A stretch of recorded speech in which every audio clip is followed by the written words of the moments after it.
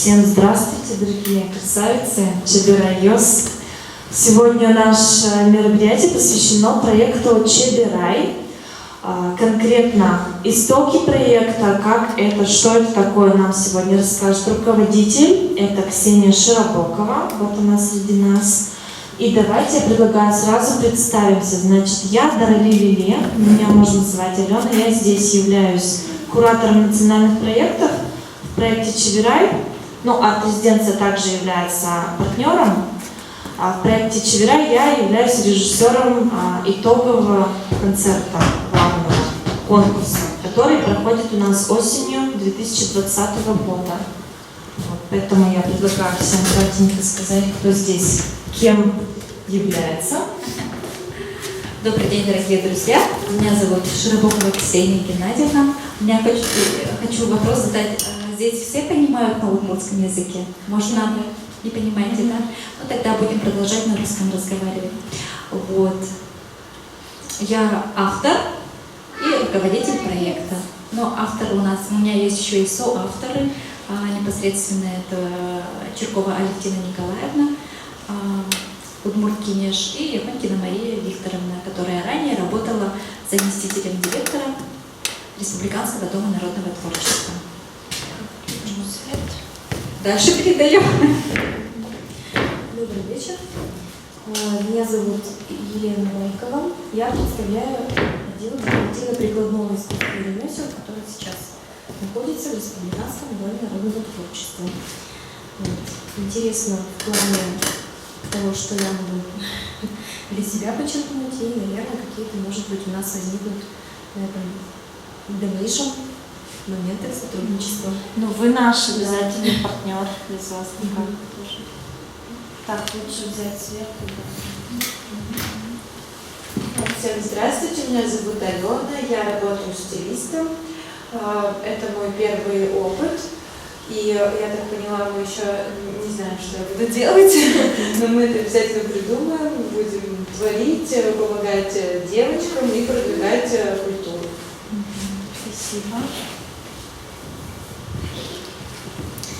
Добрый вечер, я Мария Емельянова, я не являюсь организатором марафона Чебирай, но я просто пришла послушать, познакомиться поближе с проектом и узнать некоторые, может быть, подробности.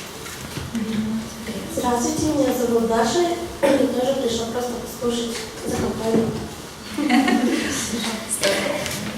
Ну, также у нас есть еще Наталья. Спасибо много. У нас здесь также, на самом деле, наши еще видео партнеры. Возможно, что Илья тоже с нами будет выезжать в районы, потому что у нас сейчас такой этап серьезный. Мы выезжаем в районы, и у нас подготовительная работа идет большая, выбирая красавиц. Я думаю, про первую поездку Ксения расскажет. И также Наталья ведет трансляцию сейчас. В этот момент Ванзела Пэш-Салам, интерес был в соцсетях. Например, нас просили очень наши коми-коллеги тоже провести трансляцию. Я хотела показать ролик, который еще не все видели. Только не знаю, получится ли показать с видео. Вот у нас есть сайт chebirai.ru. Слово «чебирай» переводится как «красавица». На сайте нету курса. Ну ладно, мы в общем там рассказываем, что мы несем в этом проекте, да. Чебирай переводится как «красавица». Ксюша, тогда расскажи, про проект, из каких частей состоит. Так, ну что это такое вообще проект марафон женского творчества Чебирай? Это, скажем так, база, площадка для объединения и активизации удмуртских женщин. Абсолютно всех мы хотим привлечь удмуртских женщин для объединения и реализации общих творческих инициатив.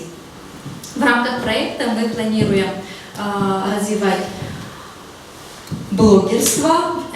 В этом направлении мы уже организовали интернет-конкурс среди удмурток-блогеров. Называется он «Инста Чебирай». Здесь приняли участие около 80 участниц.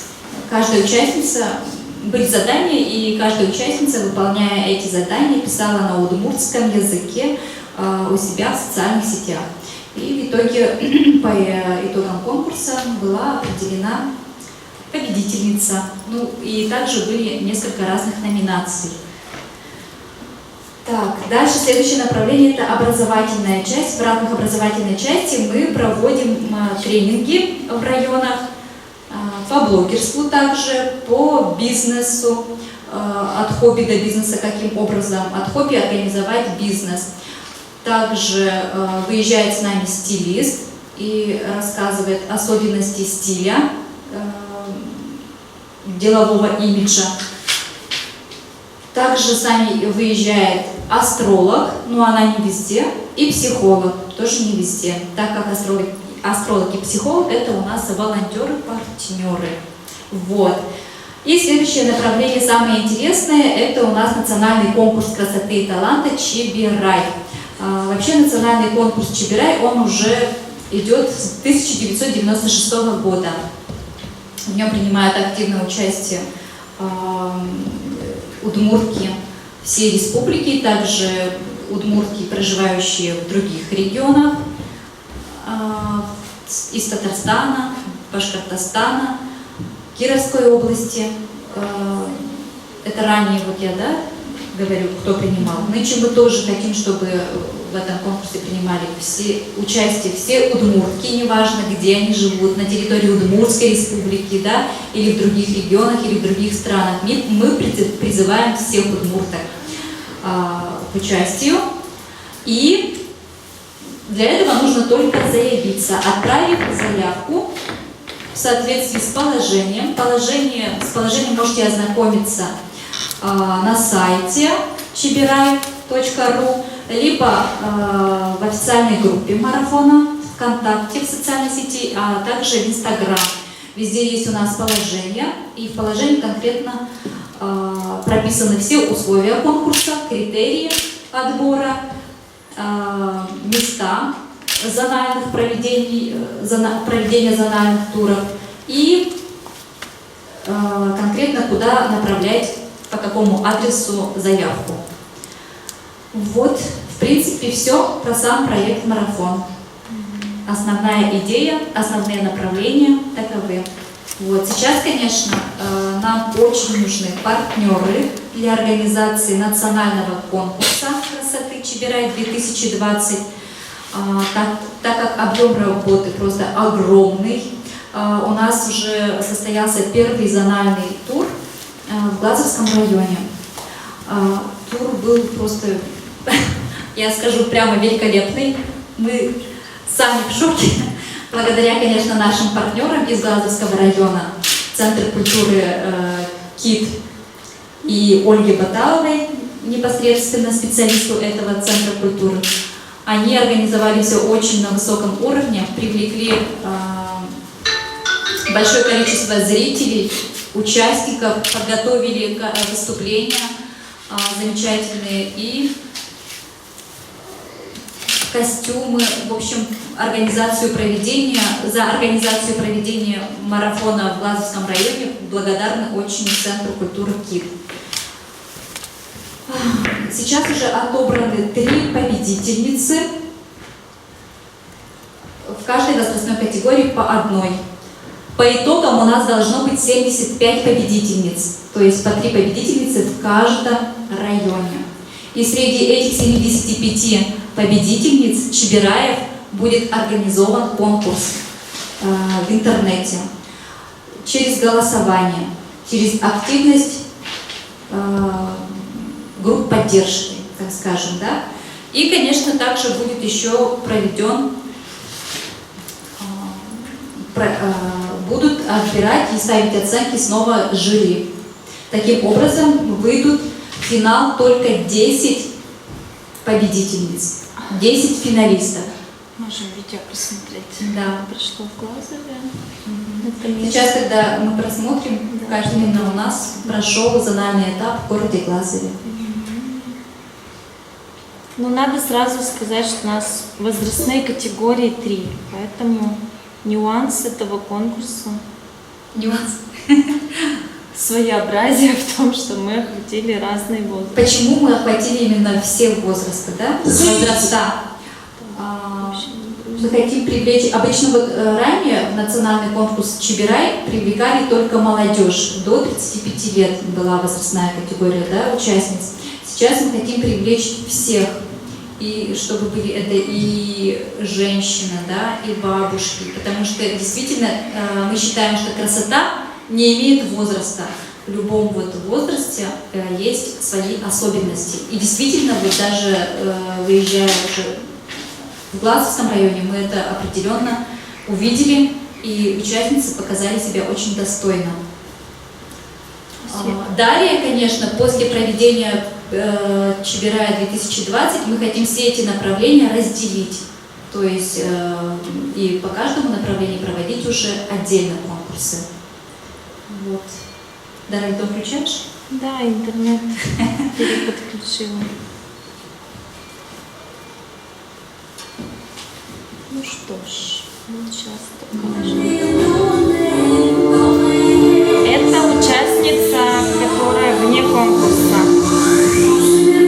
Это их программа. Красавицы в национальных костюмах соревновались 20 сентября в актовом зале Педагогического института имени Короленко. Здесь прошел отборочный тур конкурса красоты и таланта Чебирай 2020. Конкурс организовали на целую республику. Кому приехали представители Удмуртской Неша на этот конкурс. После нас будет уже вся республика. Мы дали старт.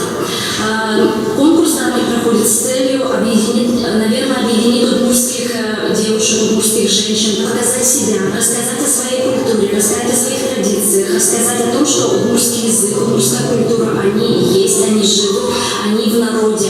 Конкурс красоты Чебирай или красавица зародился в Удмуртии в 1995 году, но на протяжении последних 5 лет он не проводился. Сегодня Чебирай – это воплощение идей конкурса красоты и проекта «Сельская женщина», которые слились в национальный марафон женского творчества. Цель конкурса – привлечь внимание к удмуртской культуре. Во-первых, я удмуртка, и я хочу показать это всем, я не стесняюсь этого.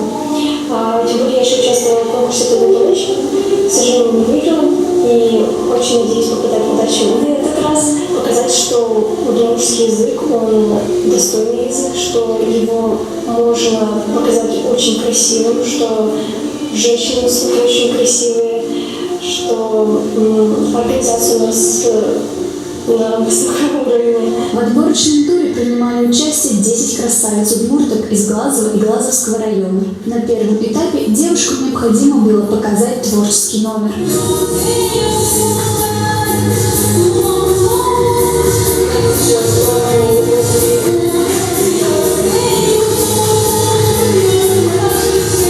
Второй этап – это интеллектуальный конкурс на знание удмуртской культуры и истории. Также девушки представляли свои работы прикладного творчества в фойе института. Конкурс очень замечательный, мне понравилось. Участницы очень красивые, все приятно разговаривают. Очень подачливые встречи. Эмоции самые положительные, очень яркие, и конкурс самый яркий, и участницы все красивые, умные, очень хорошее впечатление от конкурса. Я здесь учусь и болею за Наталью Иванову и за Карину Артышеву. Отборочный тур закончился победой 3 участниц в разных возрастных группах. Это Галина Иванова, Марина Наговицына и Екатерина Болтачева. Теперь их ждет второй этап конкурса – интернет-голосование. Я сначала участвовала в ТВ-Дочь, и потом пошло так, что мне предложили участвовать в Чебирае также. И я, конечно же, согласилась. Очень волнительно, потому что нужно говорить на родном языке, нужно говорить очень красиво, а волнение всегда сказывается. Но вот сейчас, например, участвую в Чебирае, я открыла в себе даже таланты. Оказывается, я могу шить, что-то заниматься скрапбукингом, потому что нужно было что-то выкладывать на выставку, а у меня здесь ничего не было, да я очень много не делала когда руками до Чебирая. Так что можно сказать, что уже даже сейчас Чебирай уже очень много мне дал. И на самом деле стало мне интересно сейчас уже узнавать вот эту вот нашу историю, культуру удмуртскую, даже открыла для себя маршруты и уже хочу теперь даже заняться родословной именно нашей удмуртской. Решающий этап состоится в ноябре 2020 года в Ижевске. Победительницам отборочного тура пожелаем победы в региональном конкурсе.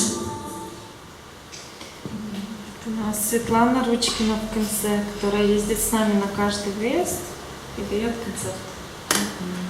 Ну, лично мне хочется добавить этому конкурсу вкуса, изысканности, и поэтому я вот рада, что Алена, например, в нашей команде, потому что видно, что сейчас эти женщины, они все делают сами, и им тяжело, им нужно помочь. И вот когда у нас этап пройдет отборочный, очень важно направить, показать, как вот даже костюмы сочетать, поэтому нам обязательно нужна будет консультация вот нашего дома народного творчества, да, чтобы показать, что, например, короткое платье там, с туфлями, домотканое платье, это некрасиво, что так не надо носить.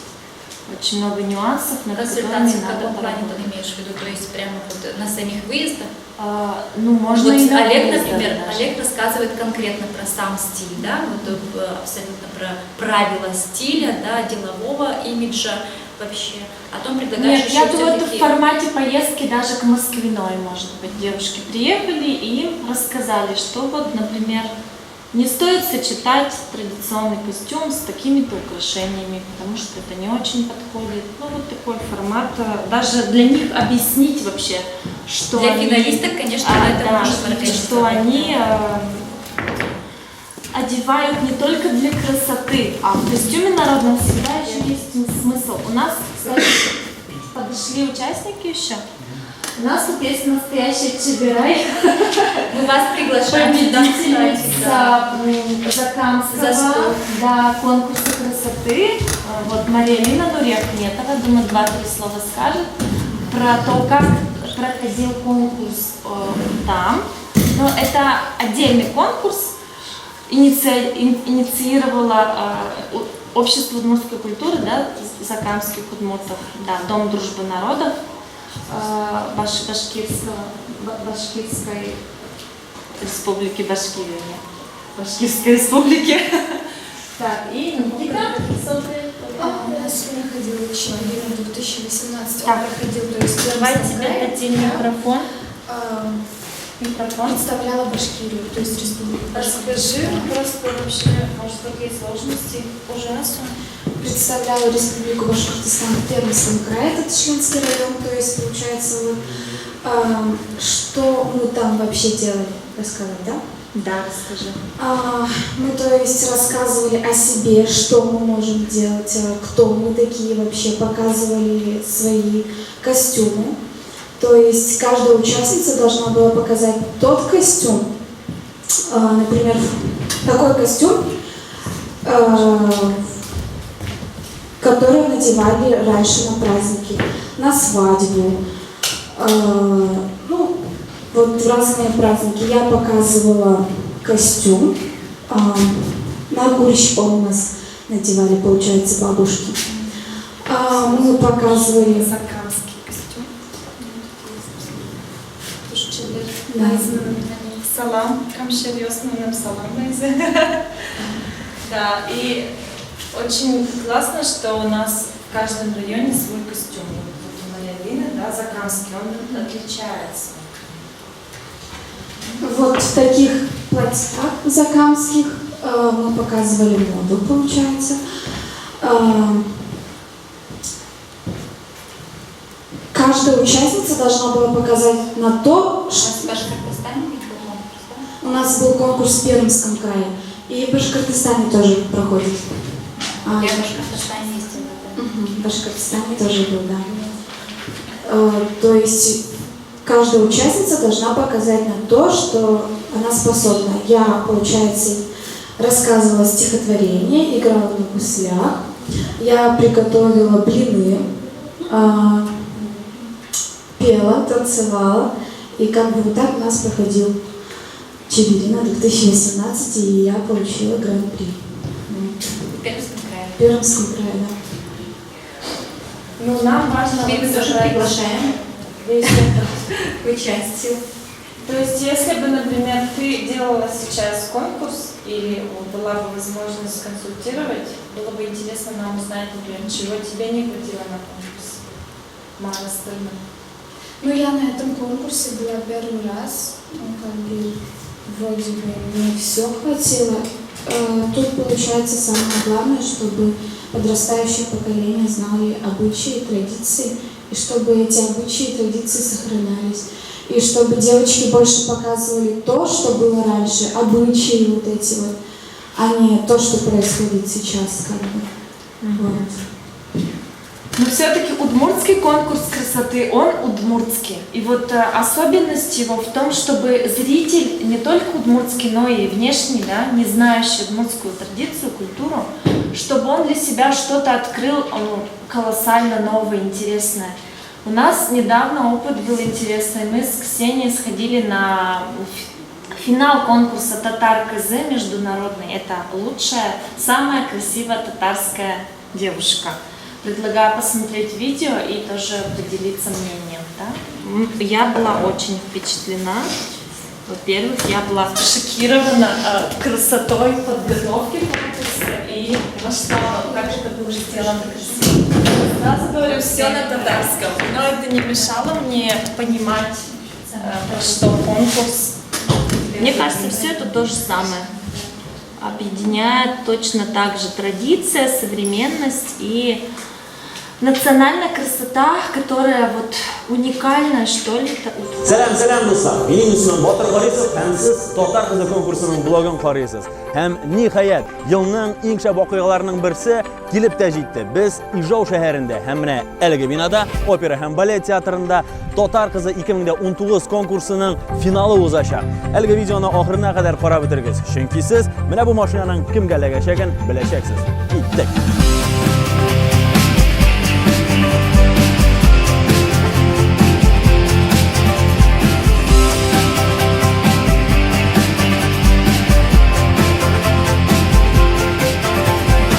Мында кызлар гына түгел икән. Быел мин аңладым, бу бәйге артында меңнәрчә кеше һәм алар көн сайын эшләрен түгеп эшлиләр. Менә бу бәйге сәхнәдә 2 сәгать эчендә шундый матур итеп булсын өчен.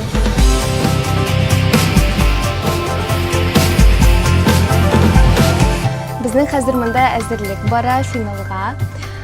Безне бизиләр, төрле прическалар ясыйлар.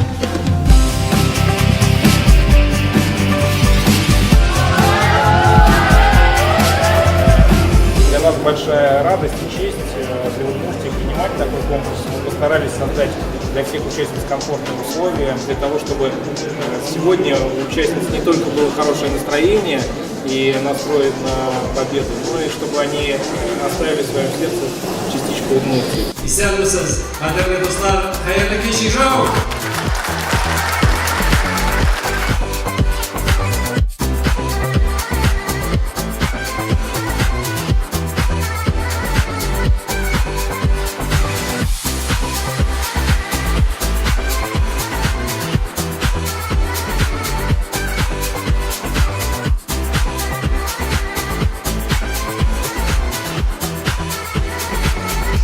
Лилия Камилова, Узбекистан!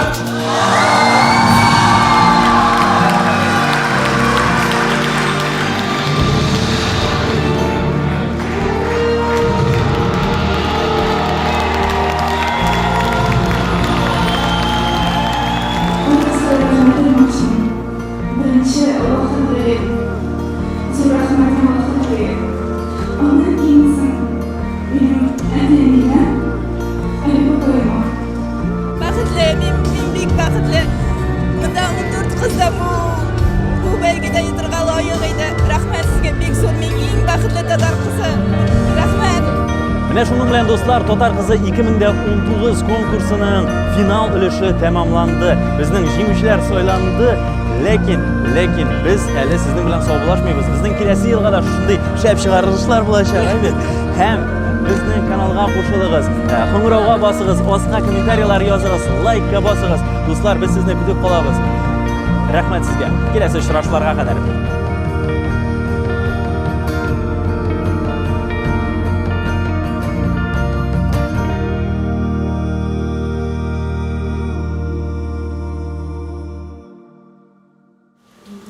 Так, татары молодцы. удмурты тоже молодцы. Мы тоже будем молодцы, мы для этого Тоже здесь просто, да, собрались. стремиться и вот очень приглашаем партнеров, да, спонсоров, хорошие идеи, у кого есть вот все эти идеи нужно реализовывать, и мы готовы работать. У кого есть желание в нашу команду присоединиться, мы всех приглашаем.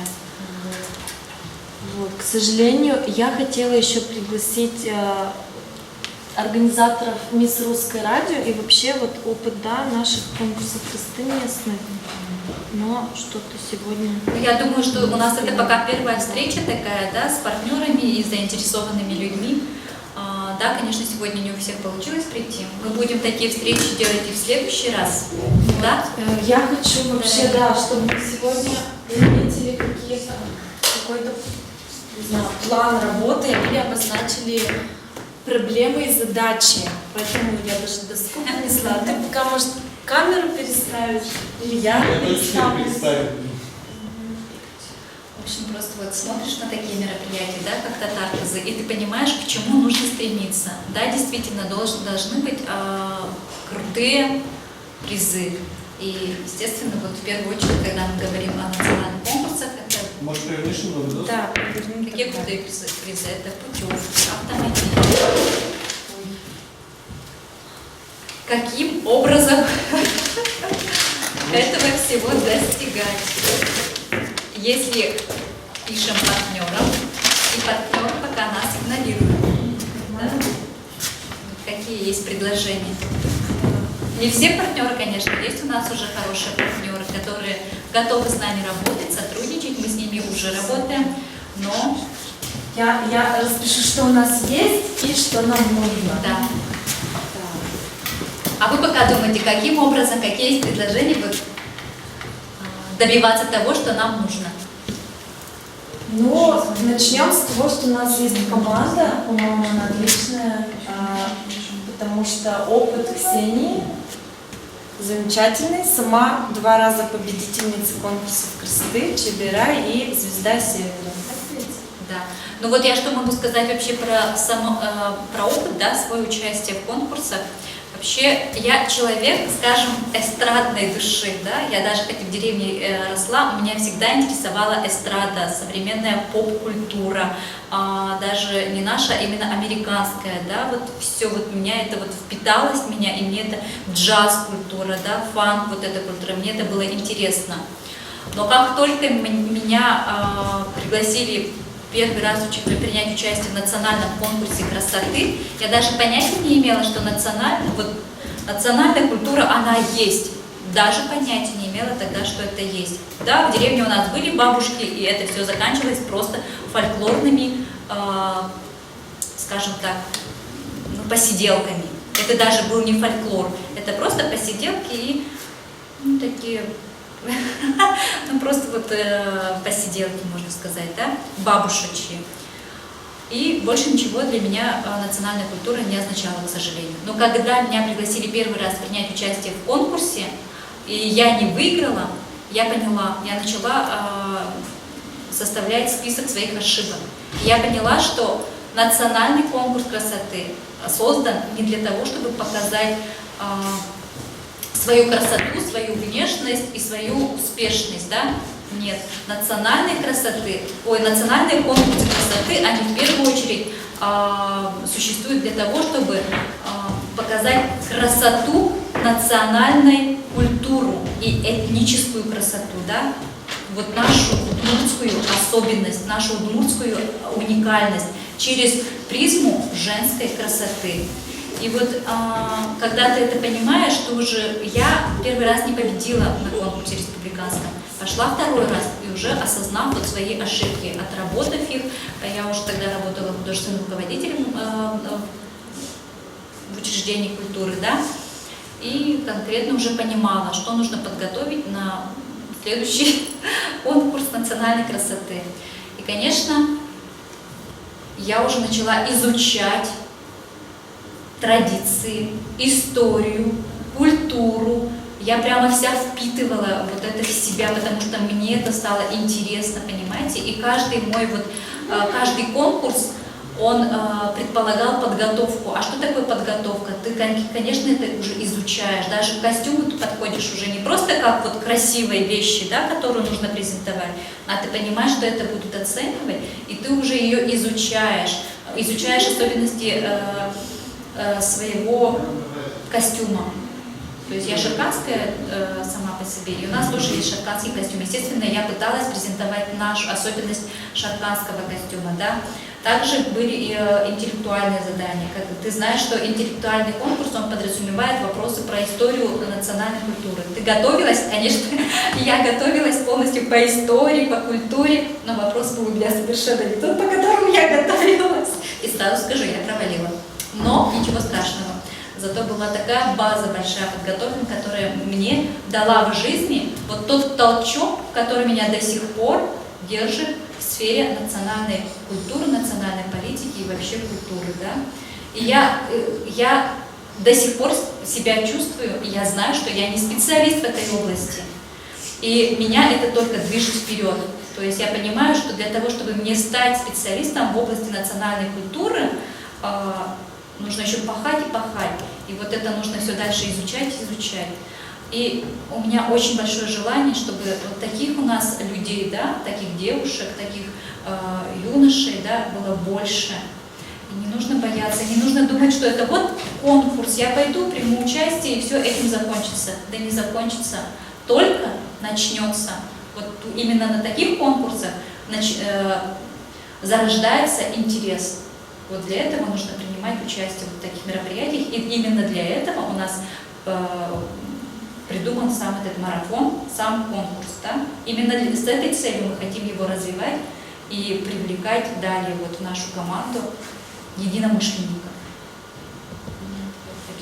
Ну, да, в процессе общения и подготовки ты понимаешь, что это на самом деле конкурс не красавиц. Это мы сейчас выявляем лидеров, конечно, с которыми мы дальше будем работать в какой-то форме. Поэтому очень нужно, на самом деле, даже в плане мониторинга каких-то успешных, интересных удмуртских женщин, которые работают в сельской местности. Колоссальное какое-то удовольствие получила от общения именно с этими женщинами Глазовского района, познакомилась с ними. Мне было так интересно, чем только они не занимаются. Одна психолог, другая поет оперным вообще каким-то голосом. Вообще. Они стендаперы, какие-то юмористы вообще. Притом, вы понимаете, мы живем вот в своем мире, да, в Ижевске вот у нас есть несколько знакомых, которые вот в общественных организациях Удмуртки НЕШ, да, вот молодежная общественная организация Шунды, и вот мы ограничиваем себя вот этим кругом. И есть еще некоторые люди, которые занимаются национальной культурой в других учреждениях, да, государственных. И все, наш круг общения вот, и наши люди известные, да, в этой сфере заканчиваются. А вот мы сейчас выезжаем, и мы понимаем, что наши люди, да, вот удмурты, талантливые люди, они везде. Их нужно просто выявлять и показывать всем. Оказывается, у нас даже есть такие замечательные ведущие удмурты, да? Мы думали, что это артисты национального театра приехали в Глазов специально провести это мероприятие. Даже узнавали, не он ли это, да? То есть, действительно ли это не те артисты из национального театра? Да нет, это обычные студенты, наши удмурты, понимаете? И это все нужно выявлять, это все нужно развивать, в это нужно столько вкладываться. Да, сейчас мы только это выявляем, а каким образом это дальше развивать, каким образом этих людей поощрять, каким образом этих людей вдохновлять и дальше, так сказать, привлекать к пропаганде, популяризации и любви к своей культуре, да? Это вот следующий вопрос. Вот. И только с вашей помощью. Я думаю, открытый должен быть этот конкурс, в принципе, для всех, имеется в виду, что имеет туристический потенциал, что люди, ну вот как на татар-кызыл, то есть татарский не знаешь, что пришел, просто удовольствие получаешь. Но ты притом понимаешь абсолютно, о чем идет все речь. понятно, мне Да? кажется, ты просто сидишь уже, все понимаешь, что она там говорит. Да. Она и вы. И очень классно. То есть, с одной стороны, такой возможно, будущий крутой бренд для Удмуртии, который будет привлекать, потому что в этом конкурсе все есть. Здесь и мода, и традиции, и кухня, да, видели там отдельный блок дизайнеров был, когда приехали из Казани дизайнеры, которые там продавали свои классные дизайнерские. Это про татар-кызы сейчас, да? Да, и точно так же Чебирай, он притягивает, мне кажется, всех талантливых из разных сфер. Вот. Ну и точно так же хотелось бы, конечно, и бизнес-сферу привлечь, даже, не знаю, ну, мы, конечно, хотим машину подарить, понятно, но получится ли, возможно, да. Ну, из сильных сторон, мне кажется, это такой очень мощный социальный посыл, и поэтому конкурс получил грант, да, из фонда президентских грантов. То, что он единственный, неповторимый, это очевидно. Вот, и сделать его самым классным, мне кажется, легко сейчас. На данный момент проще всего, потому что не с чем еще сравнивать. Нет еще какой-то супер планки, а вот сделайте хуже, чем Чебирай такого-то года, потому что хуже быть не может.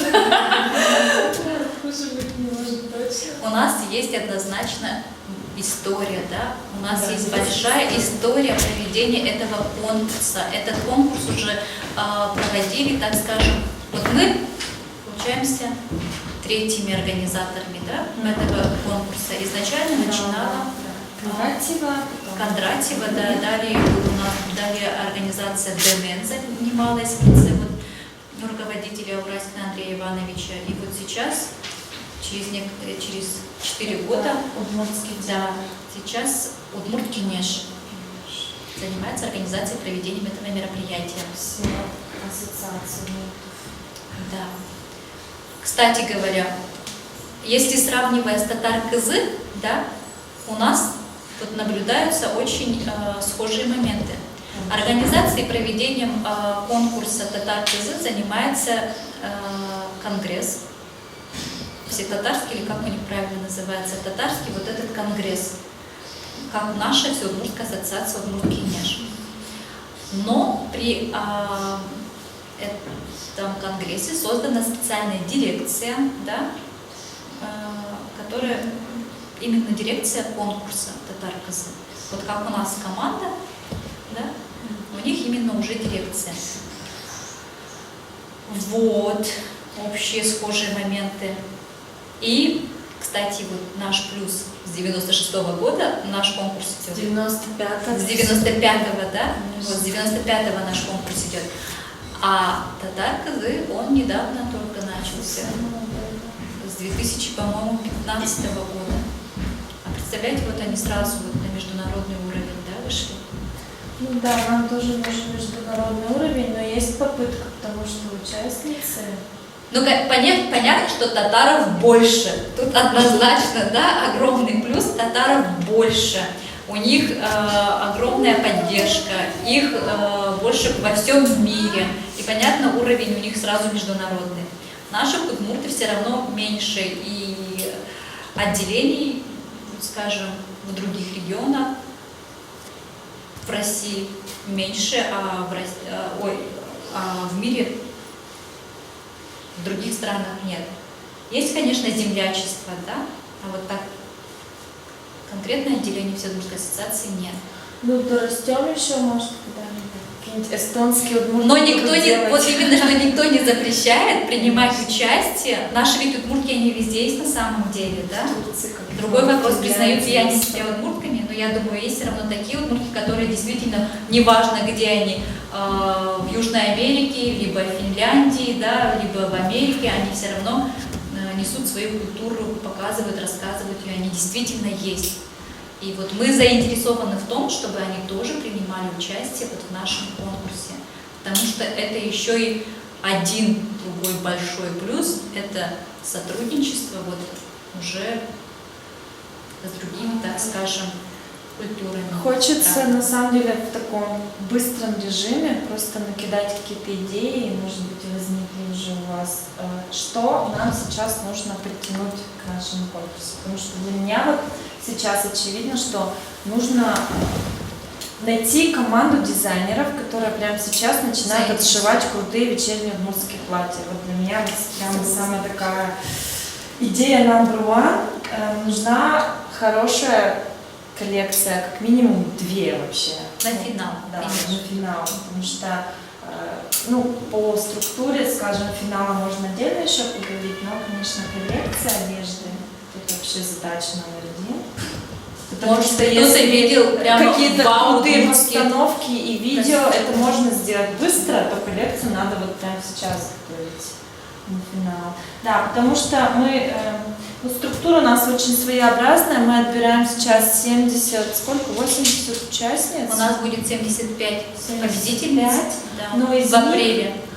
Это все районные мы собираем, там получается по 3 из района, и потом выбираем 10 участниц финала через интернет-голосование.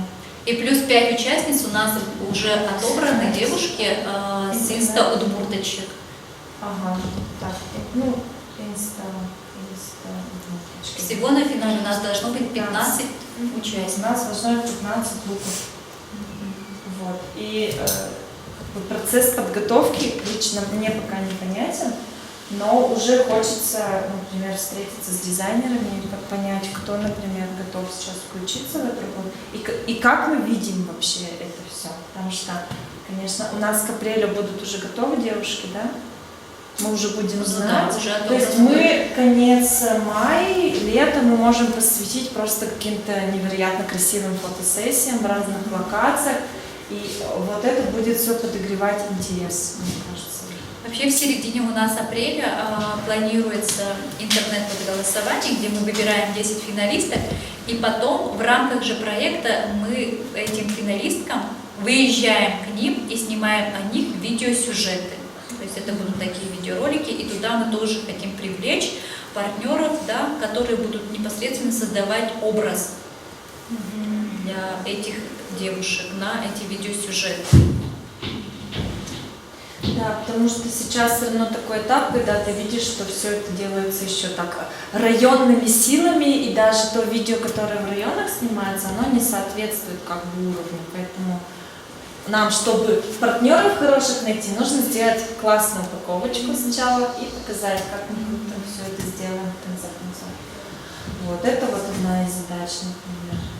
У нас еще такой больной есть вопрос, делать ли конкурс купальников, потому что это очень больной вопрос. Скандалы, интриги. Потому что когда мы все-таки говорим о социальной значимости, да, о национальной красоте, вот национальная красота, с чем она подразумевается? Я согласна, это вот удмуртская, да, раз у нас удмуртский конкурс, это в первую очередь скромность, это какие-то вот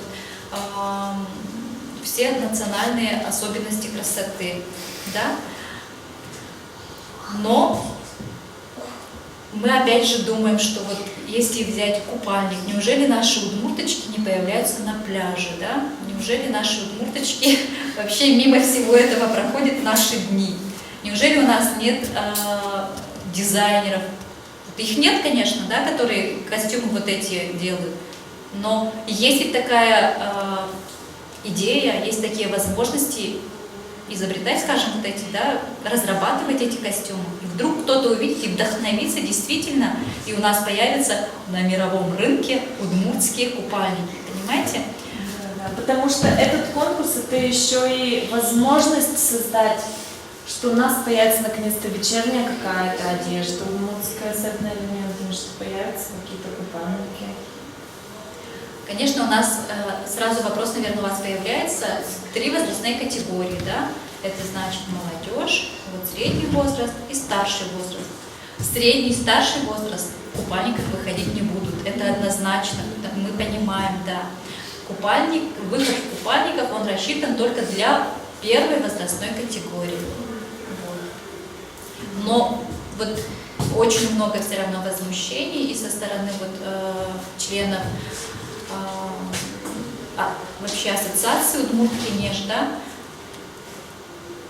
и не хотят, вот, чтобы наши удмуртские девушки выставляли себя на сцене в купальниках, вот как воздушных, так скажем. Не хотят, все вот прямо в один голос твердят, что вот не надо это, вот на наших конкурсах не надо. Вот мы хотим спросить, вот как вы к этому относитесь? Мне интересно. молодежь. Мне интересно, вот вы, когда были на конкурсе татар-кызы, Да. как у них вот этот вопрос? У них не было. Ага, у них, значит, вообще не было каких-то традиционных вот этих больших вот...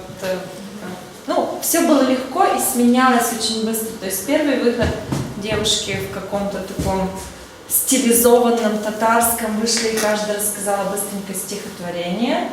Потом у них был отдельно конкурс, где они все вместе ставили постановку театральную в одинаковых костюмах. Абсолютно все участвовали в этой Был постановке. бальный танец очень красивый, все это похоже было на свадебное платье. И был очень красивый тоже такой выход, где они были в таких свитерах татарских, очень классных, вязаных, современных.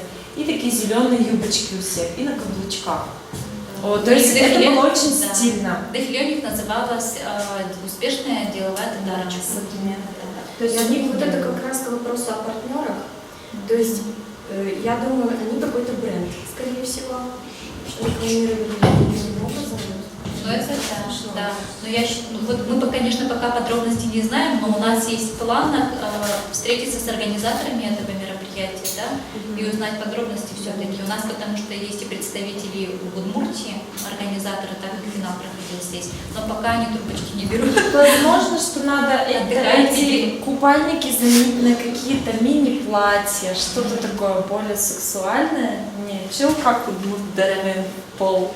Что-то, но подумать, к сожалению, когда я смотрела вот на сравнение, да, то, что было в Глазове и татар-кызы, это понятно, что менталитет восточного человека, это раз. Во-вторых, все-таки там традиционной культуры, ну, чуть-чуть, да, они где берут какие-то, да, они берут какие-то элементы лишь, но они нацелены на гламурное представление. У нас удмуртский гламур, честно говоря, не сложился вообще. И я не знаю, насколько это будет сложная задача вообще, да. Нет, мы стремимся, наверное, к этому, правильно, да, мы в современном обществе живем, наши женщины хотят выглядеть красиво, и не только потому что и традиционное платье нужно носить тоже правильно, грамотно, с достоинством. И, наверное, вот этот вопрос, как это суметь соединить. Но на самом деле даже в деревнях есть все равно у нас вот девочки, да, удмуртчики, гламурные, все равно вот есть они, да, и талантливые, и те, которые национальные традиции вот знают, чтят, как бы следят за этим. На самом деле сейчас вообще вот такая тенденция пошла, удмурты стают намного активнее, увереннее в себе, да, и вот в деревнях даже, вот я смотрю на девушек, они пишут, мы конкурс «Чебирай» когда проводили, видно, что девушки другие удмурточки уже стоят, они такие вот зажатые, да, они готовы открываться, готовы что-то делать и готовы активно принимать участие везде, в то же время вот что-то изобретая в национальном духе. И это будет им ближе, потому что в общем-то, даже в традиционном костюме многие себя чувствуют неуютно и неуверенно, потому что они не знают, они не прожили вот это. Это люди, которые изучали где-то или, допустим, в фольклорном коллективе входят, тогда они, да, знакомятся и погружаются в эту культуру. А вот что будет естественно для них? А в первую очередь красота — это естественность, да, это будет и в одежде, и в поведении. И, соответственно, конечно, нужен такой вариант, где не было бы себя, да, чувствовать.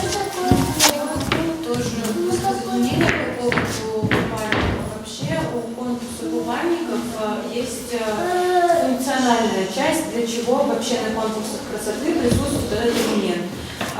Потому что все почти конкурсы красоты, они все-таки связаны с работой, то есть девушки работают на модельное агентство, либо модельное агентство, их выбирают, их девушек нужно увидеть полностью. Здесь такой функции нету, это абсолютно не нужно. То есть там, если девушки показывают себя, то есть какая я, что я могу либо не могу демонстрировать белье, я могу работать с бельем, то есть есть смысл в нем. Здесь смысловой нагрузки и функции такой нет, и она здесь абсолютно не нужна. Раз показана народность, то нужно эту линию и вести. И как бы, я считаю, что этот выход не нужен. Тем не менее, вот сейчас сказали, что многим девушкам уже некомфортно. И я вообще слежу за конкурсами красоты, особенно мне нравится по организации Чувашский конкурс красоты. Там существует такая гармония между традициями и современностью. То есть вот девушка-участница сказала о том, что показывали именно традицию, то, что было давно. То есть она сказала, что она испекла блины, да? То есть какое-то рукоделие присутствует. Но это уход от эстрадности, то есть конкурс красоты, он призван все равно, чтобы было зрителю интересно. И то есть это уже не смотрится на сцене. То есть, во-первых, нужен обязательно к задачам хореограф-постановщик, который ставит абсолютно все шоу, смотрит, как они выглядят у девушки. Обязательно есть групповые номера, это нормально, на каждый номер. Также могут предоставлять партнеры какую-то одежду. Обязательно выход традиционный, от него никуда не деться, он несет огромную смысловую нагрузку. Но как совместить рукоделие, да, то есть таланты девушек и именно эту эстрадность. Мне кажется, это можно отнести к конкурсу «Домашнее задание», когда девушки, как вы видите современную удмуртскую моду, как вы можете интерпретировать ее современные носки, то есть девушка может действительно подготовиться, либо собрать образ, либо сшить его, то есть вот там рукоделие, и таким образом осуществляется эта проходка, то есть девушка показывает и талант, и современность воплощения, то есть как это перекликается, потому что я считаю, что не нужно уходить от того, кто мы сейчас. Да, есть традиции, это замечательно, но эти же девушки, как вы сказали, они сейчас могут быть и актрисами, и стендаперами. То есть домашнее задание не обязательно должно показывать, что она может ткать, либо она может готовить. Она сейчас современная удмуртка, она может быть действительно юмористом, она может выступить с каким-то современным же, то есть показать, какие удмурты талантливые, и что они, как они проявляют таланты и живут в настоящем времени. То есть и все это выглядит в формате шоу достаточно гармонично и имеет смысловую нагрузку и отклик с традициями. То есть вот я это вижу так. И как я смотрю, как это делают вот тот же Волга, чувашский конкурс, то есть вот там это таким образом. И да, там очень красивый костюм, вот бальный выход. Как называется конкурс? Волга.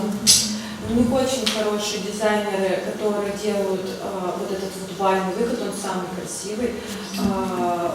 То есть такая она не особо современная интерпретация, но прямо богатые очень костюмы, красивые. И видно, что они национальные и очень украшают девушек. Ну вот как раз тюрки умеют сочетать гламур, да, и этнику. У нас не могут.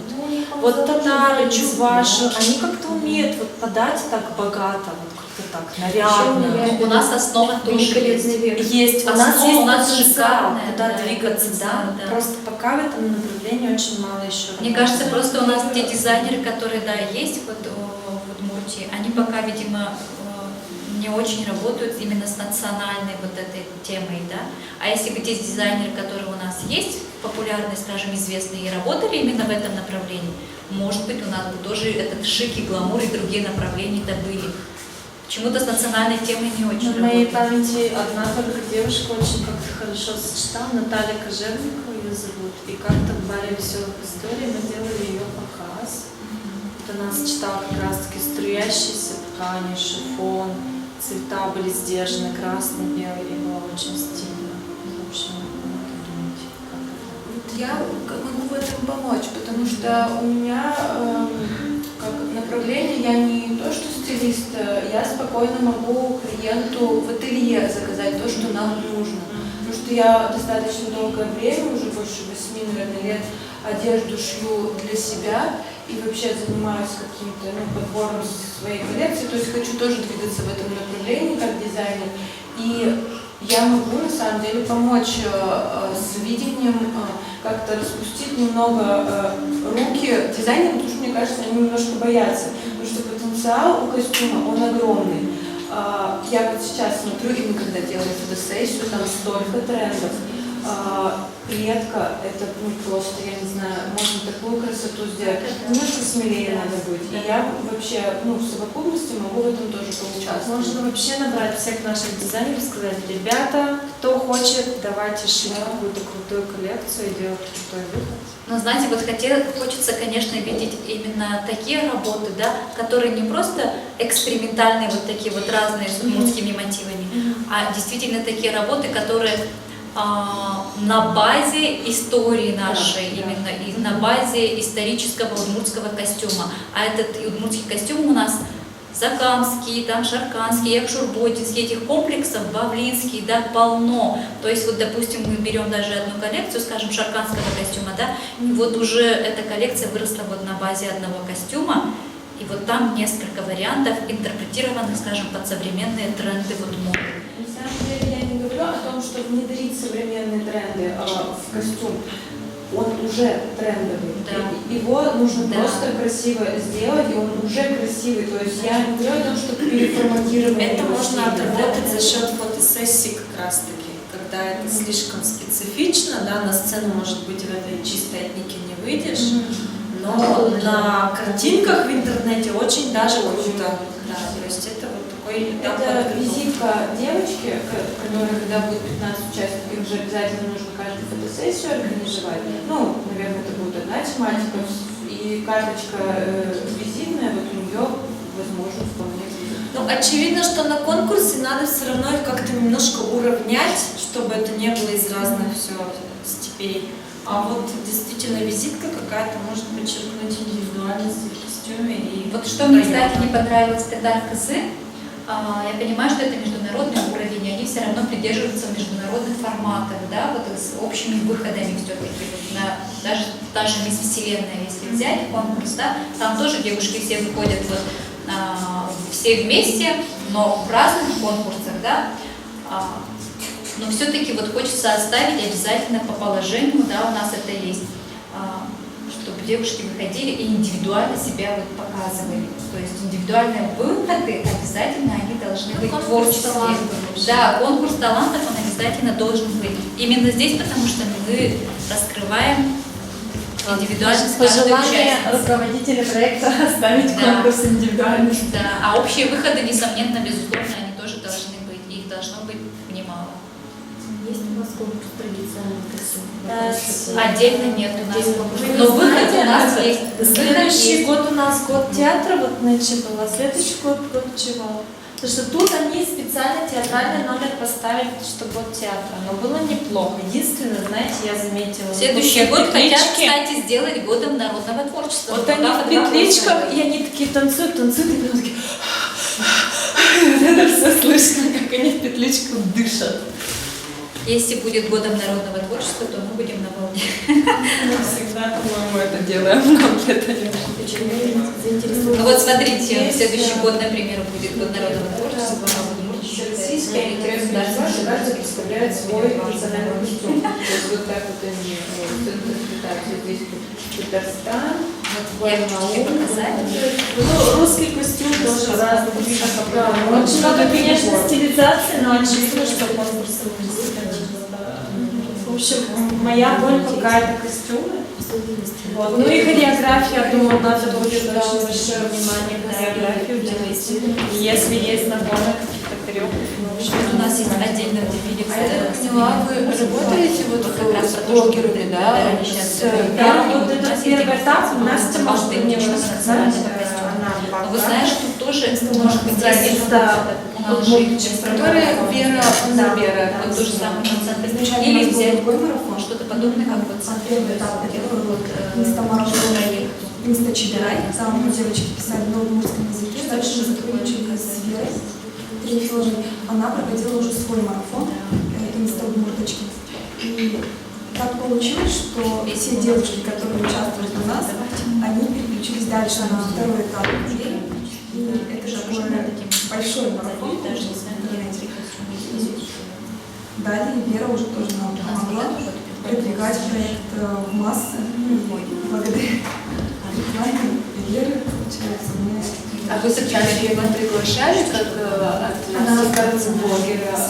Она как блогер сейчас поедет, может будет проводить мастер-класс интенсив.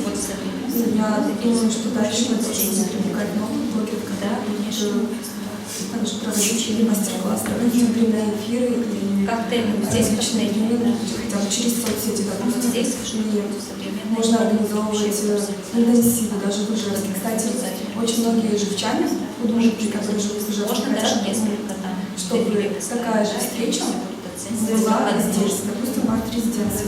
Я думаю, что хорошая идея. У нас там очень серьезная образовательная часть, вот как мы едем, ну ты ведь поедешь с нами, то есть сначала первый блок, это вот прям лекции, сидишь, насыщаешься, но практической части пока не хватает. Но я думаю, что в плане подготовки уже конкурса будет практическая часть. Вот сейчас поедем на ЖГУ в эту пятницу. Ксения, давай.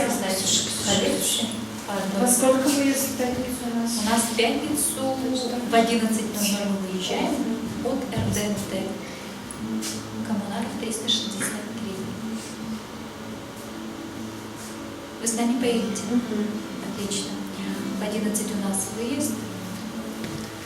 Это дом народного творчества республиканский. И мы там будем целый день. До 2 часов у нас образовательная программа, и с 6 часов сам конкурс до 8. Я думаю, на сегодня можно какие-то сделать уже итоги, да? Может быть, каждый выскажется, да? Какое-то мнение свое. Да, может быть, что-то у вас вообще есть какая-то идея такая оригинальная, да? Которая до нас еще вообще не дошла.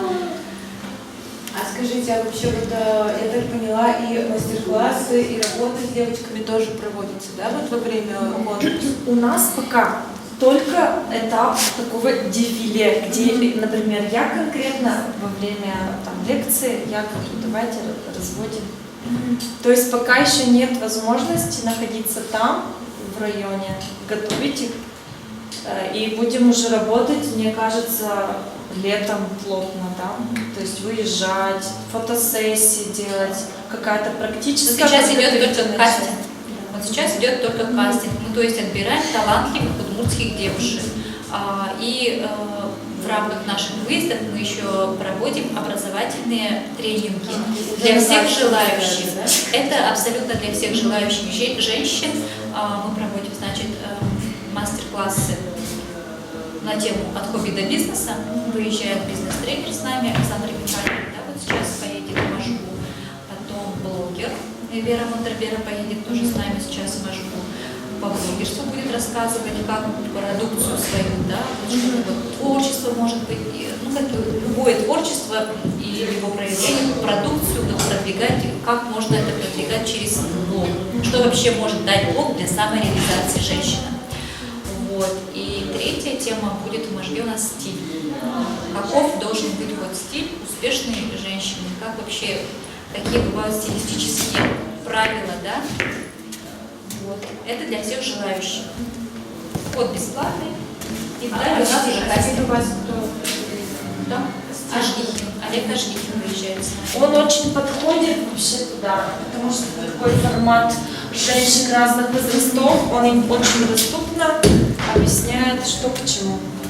Но конкретно на примерах не работаем, и я уже чувствую, что не всегда эстетический внешний вид участниц мне нравится. То есть я вижу так, тут слишком стилизовано, тут длина не подходит, тут там что-то с аксессуаром не подобрала. Ну вот смотри, это ты права, конечно, но мы же пока отбираем девушек, поэтому они пока нам презентуют то, что они сами умеют подготовить с помощью, конечно, наших специалистов, которые работают в учреждениях культуры.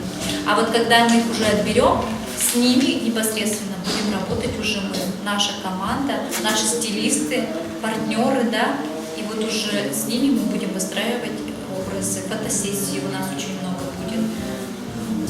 Также вот в планах сделать конкурс команд. Вот я когда участвовала на международном конкурсе «Звезда Севера», там у нас был такой уникальный конкурс, участница, фотограф и стилист составляют команду. Вместе с участницей, стилист и фотограф, да. К ним прикрепляется какой-то магазин. И они непосредственно с этим магазином, в партнерстве, выстраивают образ в течение для этой девушки. То есть они полностью, начиная от идеи, заканчивая полностью, ну вот весь образ, да, они создают в течение дня. И фотографии обрабатывают тоже в течение дня. И уже вечером они презентуют эти фотографии, и жюри уже оценивает на месте победителей вот среди этой команды. То есть там были очень мощные образы в этническом стиле. И вот то же самое хочу сделать именно с финалистами нашего конкурса. Ну, я думаю, у нас есть целый год почти. Подумаем еще. Сейчас... Это кажется много, а на самом деле это пройдет знамешко. Но сейчас надо принять где-то начальный такой пласт работы, мне кажется. Да. Для начала нам сейчас нужны именно вот эти стилисты и фотографы. Команда стилистов и фотографов, которые готовы с нами работать. Это уже на этапе... На финал. На финал. Да, это уже на финал. Фотографы, я спокойна. Я работаю.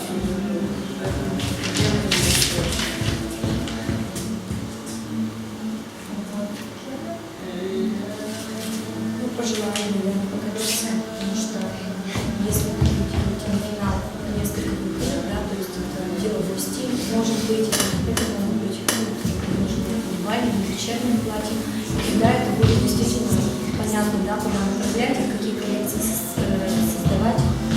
И еще такое предложение, чтобы мы сотрудничали с нашими центрами ремесел, потому что это великолепное знание этнической традиции, именно локальной традиции, которые они в течение 35 лет уже изучают, и они наверняка помогут, потому что это консультации, это и с районными центрами. Конечно.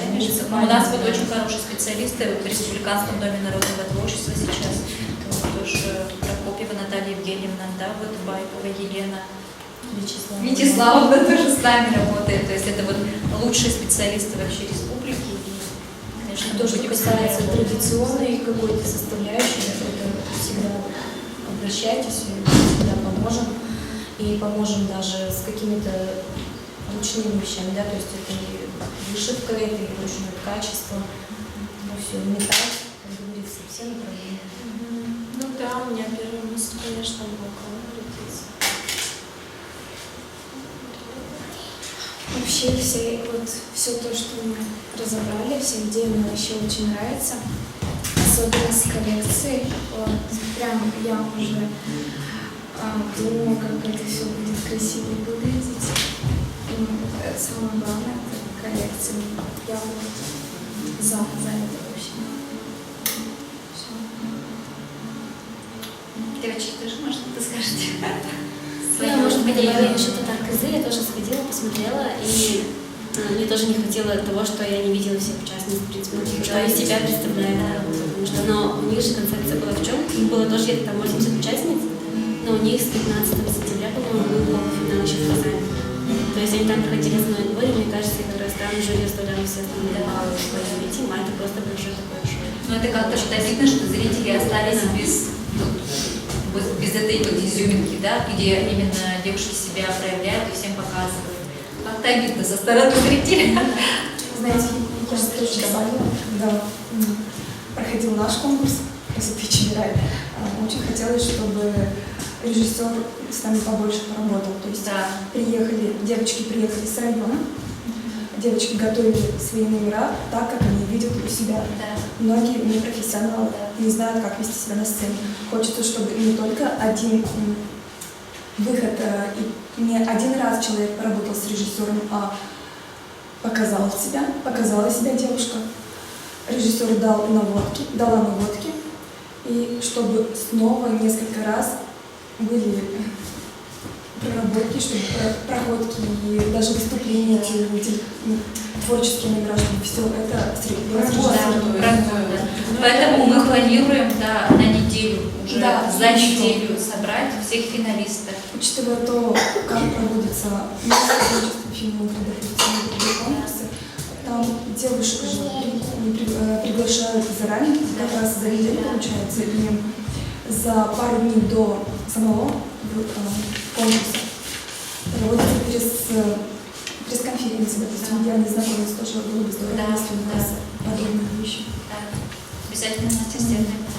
И я, конечно, очень хочу, чтобы у нас, я Ксюша рассказывала, что очень хочется сделать как телеверсию проекта. У меня есть такое огромное желание сделать как...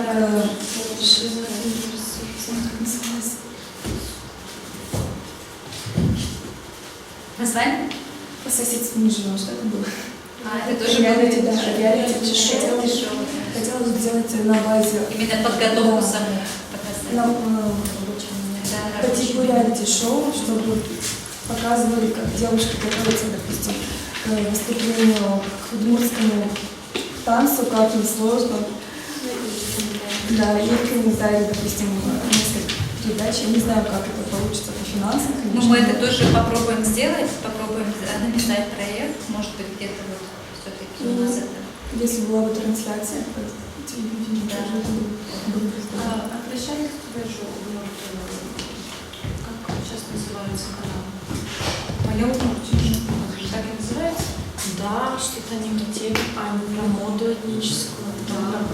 Они, потому что ко мне тоже обратились, попросили всех в бэкстейдже, чтобы я пришла и что это так, совмещенно. Ну, мы вообще-то, конечно, партнера не зовем в Удмуртию.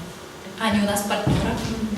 Но этого мало. Чураева Ольга, я знаю, очень тоже привлекает. Да, а вот она, кстати, Чураева Ольга сейчас где работает? Сейчас Она же вроде на телевидении уже. Ну, то есть это ее основная работа даже, да? Уже нету. Экологической темой она, по-моему, да, какой-то сейчас? Да, фестиваль, то есть был, она его организовывает.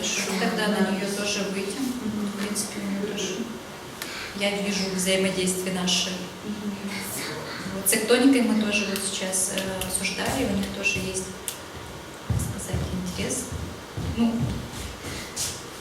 есть у нас общие тоже. Вообще было бы здорово задеть экологию. Да. Очень сейчас Ижевске страдает на самом деле с мало пунктов сдачи организованных, то есть это важная очень тема. Пока вот местечковые, да? Да, это тяжело, просто осуществить даже. То есть я старалась собирать мусор на встречах, где его расформировывают за паровоза. Ну и что, в итоге я сижу вся в мусоре. И как бы не доживаю я до этого момента раз в месяц. Тогда очень хочется это правильно. Ну, обычно, знаете, так я вспомнила эти старые конкурсы красоты из 90-х. Они пытались эту эко-тему продвигать, и они ее продвигали очень забавным конкурсом костюма «Приготовь из чего можешь» из остатков мусорных. Я помню, это вообще сумасшедший мой любимый конкурс был. То есть одна в хвойном каком-то там платье, другая с пластиковых стаканчиков себе что-то сшила. Одна очень крутое платье с фантиков сшила. Это вот реально, это самый веселый конкурс. Самый веселый и самый яркий. Я помню, когда вот первый раз я не победила, там победительницей была Надежда Яковлевна. У нее был шикарный соломенный костюм, понимаете, она вышла как там, не знаю, удмуртская царица, весь соломенный, но он шикарный, вот вроде сейчас звучит смешно, да, но посмотрите фотографии, он очень... Ну, это может быть домашнее задание, А меня вариант. И вообще, вообще, эко-тема это такая домашняя тема, если честно, человек рассказывает, как он пытается экологично жить. Это можно показать на конференции, где они будут знакомиться с собой и рассказывать о себе. Как один из этапов, да. Кстати, идея для конкурса, девочки. Конкурс либо соломенных, либо костюмов из мешковин. Или из экологических материалов, да?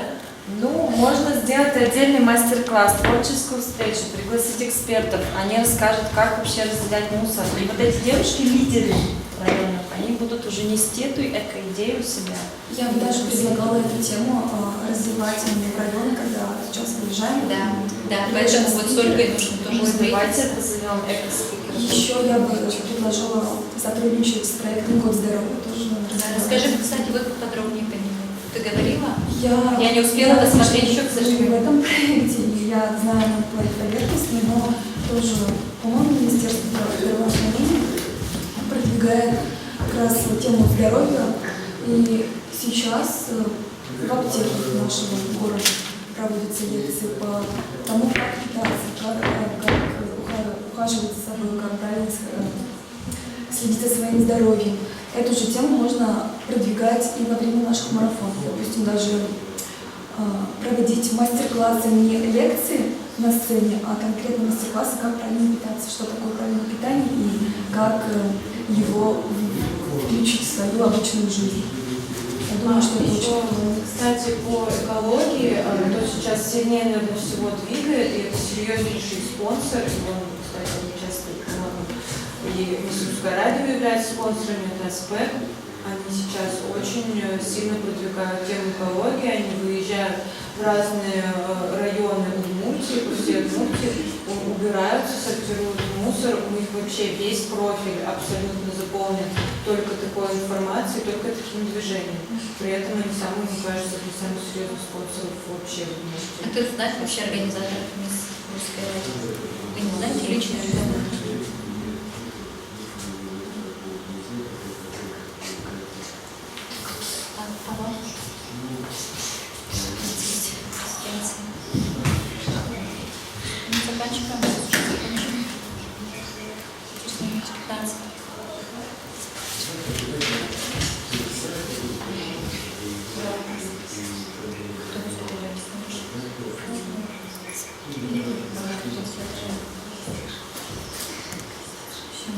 Поняла, о чем ты будет здоровье программа. Да, конечно. То есть можно тоже привлечь меня, да, спикер, пока как спикер. Вот и с блогерами, да, тоже можно будет поработать. Я не знаю, на какой основе они согласятся с нами работать, бесплатно, бесплатно.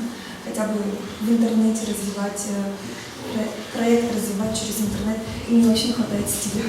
Кстати, еще конкурс купальника, может быть, это будет спортивная одежда? Если ты вот так вот рассмотрел, например. Ну, кстати, да. Кстати, да. Не сделали такой момент. Ну, кстати, в стиле, да, презентовать вот эти. В последнее время, когда я начала месяца конкурс вместо конкурса купальника, например, та же спортивная одежда. Но это, опять же, я смотрю на то, чтобы партнеров каких-то привлечь, да. Тот же, например, не знаю, спортивный комплекс, которые, допустим, свою зал могут свои определять. Я еще думала, вместо купальников можно спортивный выход сделать. Вот, про то же. Просто не нашла. Да, это то же самое, они в спортивном там, но вроде фигуры и все, классно, мы за ЗОЖ. Давайте все, закончили. Вывод. Кстати, да, там как раз у нас такая будет вот везде все выходы на каблуках, а тут мы как раз увидим, как они ходят без каблуков. Кстати, очень много дизайнеров, которые работают сейчас над реализацией этих спортивных. Но уже вспомнила, фотосессия была у ансамбля «Талма», значит, там такие вышли эти мужики, у них, они все в спортивном, и у них такие фара и ручка, и они такие на сцене, значит, с этими фарами и ручками, там такие женщины поют, стилизованный такой номер. А еще активы какие-то? Вот как раз к этому веду. Татар Кызы мне понравилось, что мужчины там выходили помогать. Это были танцоры ансамбля «Татарстан». Они все такие красивые, в костюмах. Они подавали ручку, девушки выходили. В общем, у нас, видимо, мужская должна быть тоже какая-то часть, поддержка. Не знаю, пока кто, потому что... Те же самые Айкай, почему? Айкай, наверное. Ну, мы же... Да? Это, конечно, здорово, да, что они придумали вот что-то свое такое интересное с мужчинами. Но мы можем что-то придумать свое. Посмотрите, в Татар Кызы, получается, у них основной упор на хореографию, получается, да? А у нас тоже у них театр. У них был основной упор, да, у них был основной упор на театр. Они даже это объявляли в начале сценария, режиссуры, то, что так как у нас вот год театра, и вот финал этого мероприятия конкретно посвящен именно году театра и театру. Ну, там и пели девушки. Поэтому у них, да. У них был номер, они все стали петь. Да, Я вообще поэтому в у, них шоке была. поэтому у них каждый номер был выстроен вот именно в театрализации. Это же мощная проработка, огромный труд, как все это. Они там стихи учили, каждая вышла, и какой-то прям кусок текста. Ну, это они, Это конечно, очень заранее, артистично, это домашняя эмоционально. постановка танцев. Это же работа на местах получается, что нам для этого Но они нужно не делать. здесь, И вот поэтому они дышали там. Пока У нас будет возможность, допустим, пригласить этих девушек с районов, чтобы они у нас в Ижевске где-то жили и готовились к конкурсу. Да, конечно. Будет возможность. А еще немаловажный вопрос, я уже давно хотела спросить, на какой площадке делаем конкурс? Аксион, Здрасте, приехали. театр или что? Я просто пропустила. Ты где был? ДК Аксион. ДК Аксион, все. А то я уже переживала, не влезем. Ну вот, кстати говоря, мне вот сейчас вот мы в театре оперы и балета они провели, мне очень понравилось. Да, и техническое оснащение и вот возможности зала вот меня, Вот сказать, обрадовали. Косяк на вот этих штуках бывает час, свет, звук, поэтому на них экономить нельзя.